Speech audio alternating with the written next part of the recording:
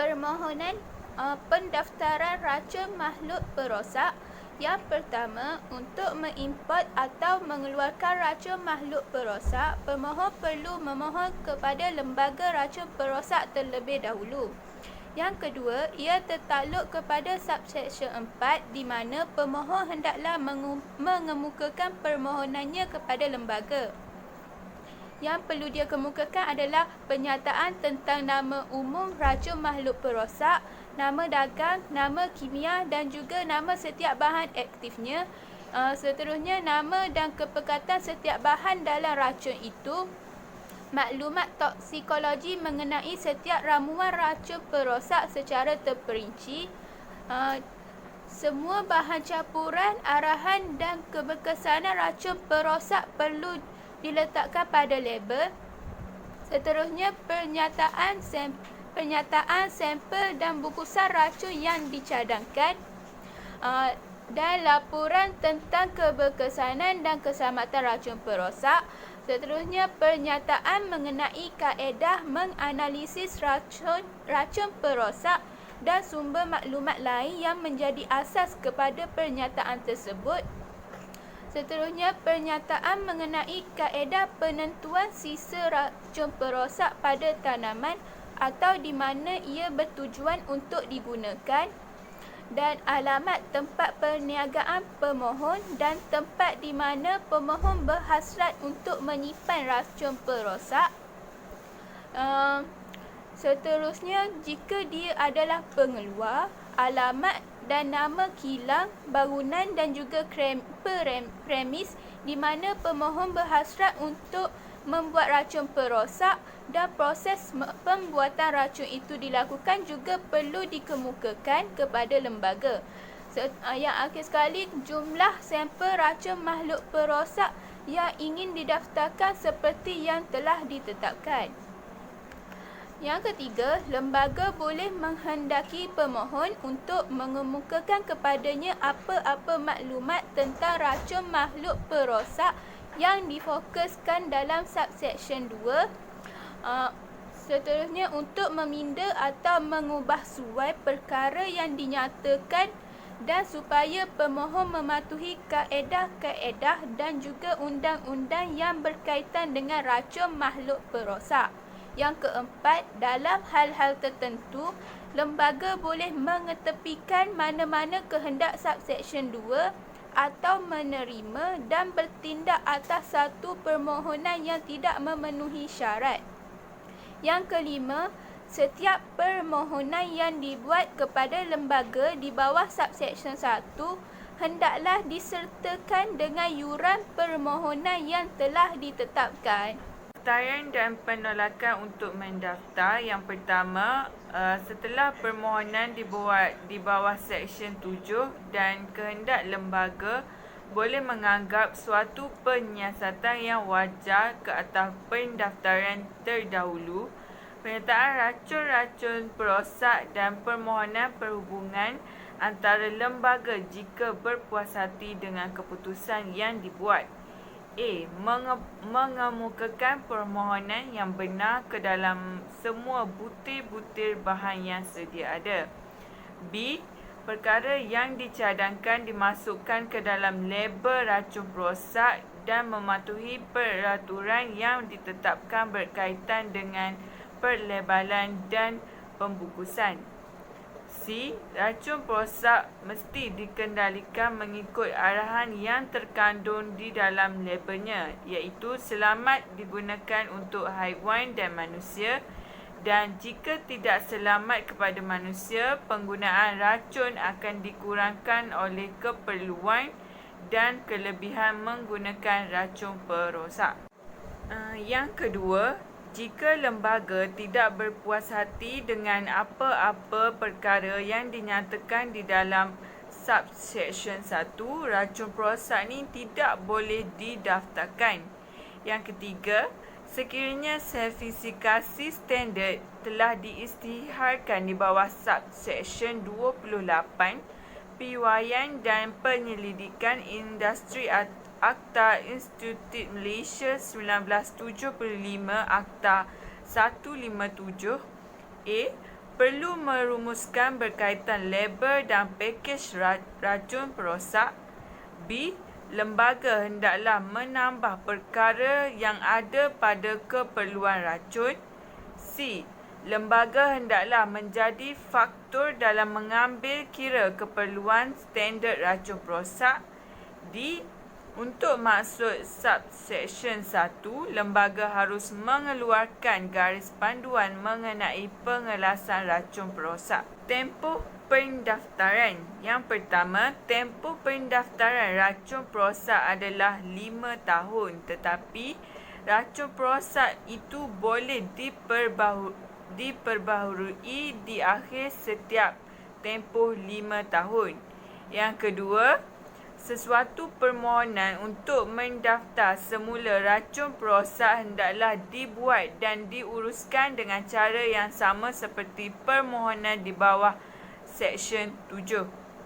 Kuasa untuk membatalkan pendaftaran tertakluk kepada subsection dan tanpa menjejaskan apa-apa pendakwaan yang boleh dibawa di bawah akta atau kaedah-kaedah atau peraturan-peraturan. Lembaga boleh memerintah pembatalan pendaftaran racun makhluk perosak. A. Apabila menerima pemberitahuan bertulis daripada orang yang permohonannya didapati racun perosak dan tidak berpuas hati bahawa racun itu telah ditarik balik dari penjualan atau penggunaan. B. Jika lembaga berpendapat bahawa disengajakan bahawa racun perosak itu akan terus didaftarkan atas ketoksikan, ketidakcekapan atau kesan buruk terhadap manusia, haiwan, tumbuh-tumbuhan, buah-buahan atau harta benda. C. Jika racun perosak tidak mematuhi tuntutan yang dibuat dalam labelnya. D. Jika labelnya tidak mematuhi kehendak akta ini atau peraturan undang-undang. E. Jika ada syarat yang tertakluk kepada mana racun perosak tersebut didaftar tidak dipatuhi. F. Jika lembaga mendapati bahawa apa-apa perkara yang dikemukakan kepadanya di bawah subsection 7(2) tidak betul dalam apa-apa bahan tertentu. Atau G. Jika lembaga berpuas hati bahawa racun perosak itu tidak digunakan lagi. Nombor 2. Sebelum memerintahkan pembatalan pendaftaran racun perosak di bawah mana-mana alasan dalam subsection (1) selain daripada yang disebut di perenggan kurungan A, pihak berkuasa hendaklah memberitahu notis secara bertulis untuk diberikan kepada orang yang membuat permohonan racun perosak itu. Didaftarkan peluang itu untuk menunjukkan sebab pembuatan perintah itu dan menunggu perintah bahawa semua penjualan, pengimport atau pembuatan racun oleh orang itu hendaklah digantung dari tarikh penerimaan notis itu kepadanya. Pendaftar hendaklah memberitahu lembaga tentang keburukan racun makhluk perosak A(1) tanpa menjejaskan kuasa yang diberikan kepada pihak berkuasa di bawah Seksyen 10. Orang yang menggunakan racun makhluk perosak itu berdaftar hendaklah memberitahu lembaga apabila mendapati apa-apa kesan buruk racun makhluk perosak pada manusia, haiwan, tumbuh-tumbuhan, buah-buahan atau harta benda dalam masa 40 hari dari penemuan tersebut. (2) Mana-mana orang yang melanggar subsection (1) adalah melakukan kesalahan rayuan terhadap keputusan lembaga. Jika pemohon untuk pendaftaran atau pendaftaran semula racun makhluk perosak tidak berpuas hati dengan penolakan lembaga untuk mendaftarkan atau mendaftarkan semula racun perosak, atau jika orang yang permohonannya yang didaftarkan tidak berpuas hati dengan perintah lembaga untuk membatalkan pendaftaran racun perosak. Pemohon atau orang itu mengikuti mana-mana yang berkaitan boleh mengemukakan rayuan kepada menteri yang keputusannya adalah muktamad dan tidak boleh dipersoalkan di mana-mana mahkamah. Dalam hal rayuan terhadap keengganan lembaga untuk mendaftarkan atau mendaftarkan kembali semula racun perosak, perayu boleh mengemukakan kepada menteri apa-apa maklumat yang berkaitan dengan racun perosak yang sebelum ini telah disampaikan kepada lembaga dengan syarat ia berada di masa yang sama dikemukakan kepada lembaga pengarah. Perwartaan racun perosak. Sebaik sahaja racun perosak didaftarkan, diperbaharui atau dikeluarkan dari pembatalan, lembaga hendaklah menyiarkan dalam warta bersama dengan butiran-butiran yang berkaitan dengan racun perosak yang mencukupi untuk dikenal pasti. Nama saya Muhammad Tarmizi bin Omar, nombor matrik saya 2092. Larangan mengenai pengimportan dan pembuatan dan denda. Nombor 1, sebagaimana yang diperuntukkan dalam Seksyen 14 dan 14A, tiada seorang pun boleh mengimport dan mengeluarkan racun perosak yang salah jenama, racun perosak yang tidak didaftarkan mengikut permohonan akta ini, racun perosak selain daripada yang terkandung dalam syarat tertakluk kepada permohonan yang didaftarkan.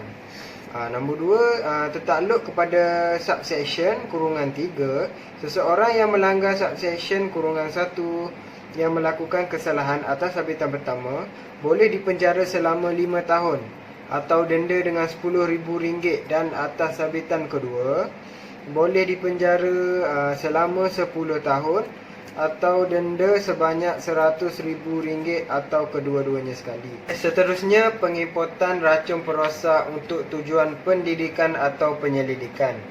Nombor 1, pengimportan racun perosak untuk tujuan pendidikan, penyelidikan dan sampel pendaftaran hendaklah memohon kepada lembaga dengan cara yang telah ditentukan dan disertakan dengan yuran permohonan yang ditetapkan bagi mendapatkan permit untuk mengimport racun makhluk perosak.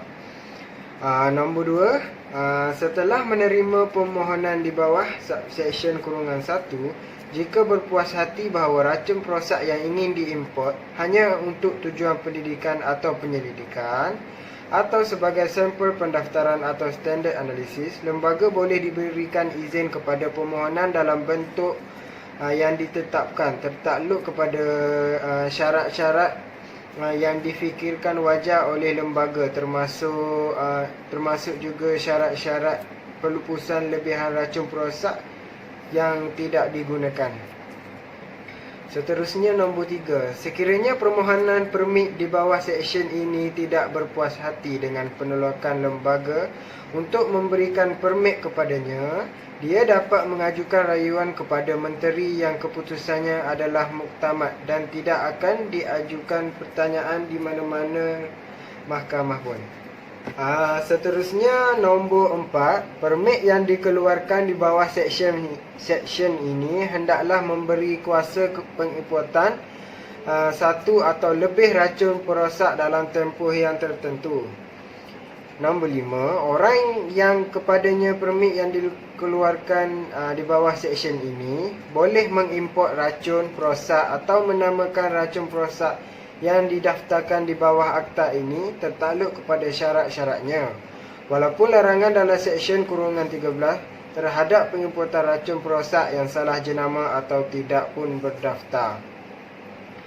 Seterusnya, nombor 6, seseorang yang mengimport racun perosak di bawah suatu permit yang dikeluarkan kepadanya di bawah seksyen ini tetapi bertentangan atau melanggar mana-mana syarat, permit ini adalah satu kesalahan.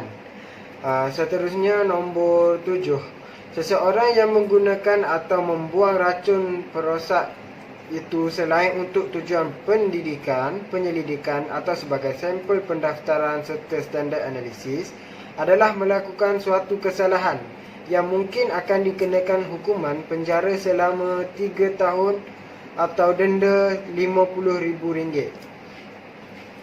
Seterusnya, nombor 8. Lembaga boleh menyerahkan fungsinya di bawah seksyen ini kepada mana-mana ahli anggotanya. Muhammad Syamim bin Aznan, nombor metrik 2044. Saya ingin membentangkan tentang penyelidikan atau percubaan mengenai racun perosak yang tidak didaftarkan yang disintesis di Malaysia. Ia ada 6. Yang pertama ialah seseorang yang ingin melakukan penyelidikan atau eksperimen di luar makmal mengenai racun perosak yang tidak didaftarkan di Malaysia hendaklah memohon kepada lembaga dengan cara yang ditentukan dan disertakan dengan yuran permohonan yang ditentukan untuk mendapatkan permit bagi menjalankan penyelidikan atau eksperimen. Yang kedua ialah jika pemohon bagi permit di bawah seksyen ini tidak puas hati dengan penolakan lembaga untuk memberi izin kepadanya, dia dapat mengajukan rayuan kepada menteri di mana keputusannya adalah muktamad dan tidak akan dipersoalkan di mana-mana pengadilan.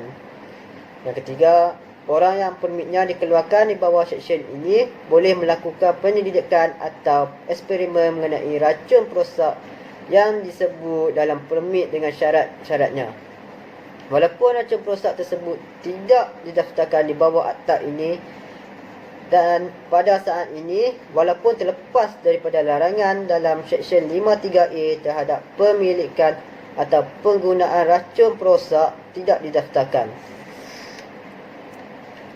Yang keempat ialah seseorang yang melakukan penyelidikan atau eksperimen terhadap racun perosak di bawah permit yang dikeluarkan kepadanya di bawah seksyen ini, tetapi bertentangan atau melanggar mana-mana syarat permit tersebut adalah melakukan sesuatu kesalahan. Dan yang kelima, seseorang yang melakukan penyelidikan atau eksperimen pada racun perosak yang tidak didaftarkan tanpa permit yang dikeluarkan kepadanya di bawah seksyen ini melakukan kesalahan yang boleh dipenjarakan selama 6 tahun atau denda RM50,000. Dan yang terakhir ialah lembaga boleh menyerahkan fungsinya di bawah seksyen ini kepada mana-mana anggotanya. Okey, terima kasih.